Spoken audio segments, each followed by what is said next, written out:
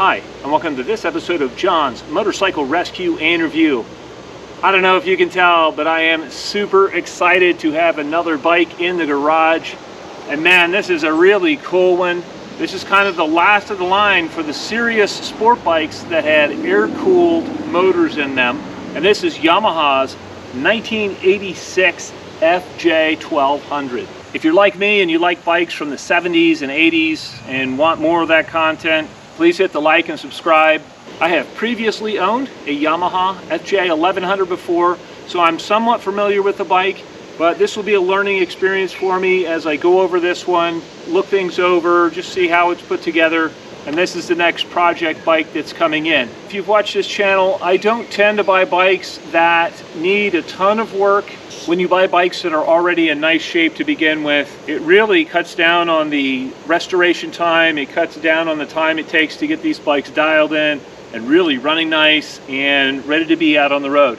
My goal with all my projects is to take them and make them nicer than they were when I got them. A lot of times I improve these bikes to the point where they actually brake better than the stock one did or have better suspension than the stock ones did. And I really like taking these classic bikes and kind of bringing the performance a little bit into the modern era and making them something that's really relevant today. Power-wise, man, this bike is still relevant. This thing is a powerhouse. It's got the big 1200cc motor. Although this bike was really introduced to compete in the sport bike market, and it looks like a sport bike from the 80s. It's more of a sport touring bike, and as such, it's a very comfortable place to be, very nice ride. It's got a smooth engine, it's got a 5-speed transmission, it has the big dual disc brakes up front acting on vented rotors. That was kind of a unique thing that Yamaha did there in that time period. It also has the anti-dive system. It also has suspension that can be modified, and it actually calls it program suspension. So that's unique. I'll have to actually look and see how that functions and how to adjust it. It's really a fun learning process for me to learn all of the nuances of each bike that I get. This bike definitely needs new tires. These are probably the original tires from all the way back in 1986. They are very old and very dry rotted. And so I've got some new Pirelli tires on order already for this project. I will be changing out the brake fluid on the whole system. I'll also be changing out the clutch fluid on this bike. It has a hydraulic clutch. I'll be lubricating all of the points up here. The bike was just serviced, so I talked to the shop that did the service. They did the oil and filter change on this bike.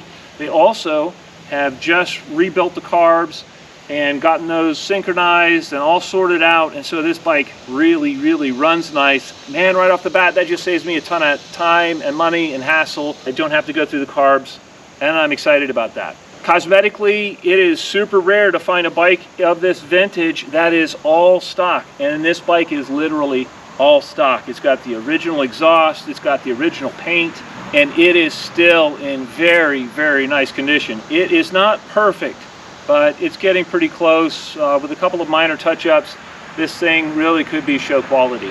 This bike has 9,000 original miles on it, so the mileage on it is low, especially for a sport touring bike. I like the fact that it's an unmolested example.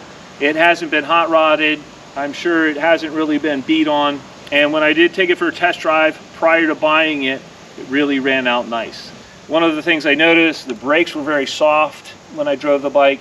So I'm going to look at my brake pads, I'll pull those out, I'll clean those, I'll make sure everything's good there. I'm sure with the addition of new brake fluid, that's going to help. I may run some steel braided brake lines in the front if I think I need to do that. But again, it's just going to be going through front to back and making this thing 100%. I'm excited. This is going to be some great content for the channel. It's going to be really fun to see how this bike compares to some of the other 80s air-cooled 16 valve bikes.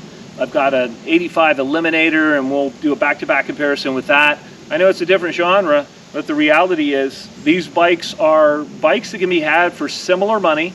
They're classic bikes or bikes from the 80s. You know, in my comparisons, it's not really about which one's better or which one, whatever. It's about telling what they're like to ride and just enjoying these great pieces of history from the 80s. I think it was such a cool period design-wise because the manufacturers were trying new stuff. One of the new things that was being tried in the mid-80s was the 16-inch wheel. As such, this bike actually has a 16-inch wheel in the front and a 16-inch wheel in the back. I think later models of the FJ1200 went to 17-inch wheels front and back, and that would make sense. But what I ran into was I was limited to one choice in tires that I could get as a matched set for this bike. I did get a set of the Pirelli Sport Demons. They should handle well. They should really give this bike a nice feel on the road. We'll get into that in later episodes. I'll go ahead and fire this bike up so you can hear it.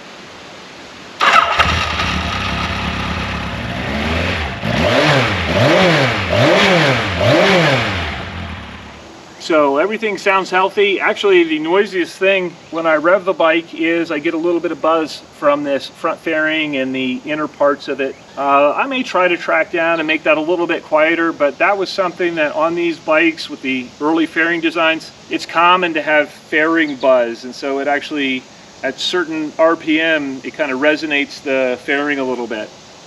But the bike is quiet, it runs nice, pulls nice, sounds nice, shifts nice. All right, I don't know if there are any Yamaha FJ1100 or FJ1200 fans out there. Man, if so, let me know in the comment section below. As always, I hope you found this video entertaining and informative, and until next time, enjoy the ride.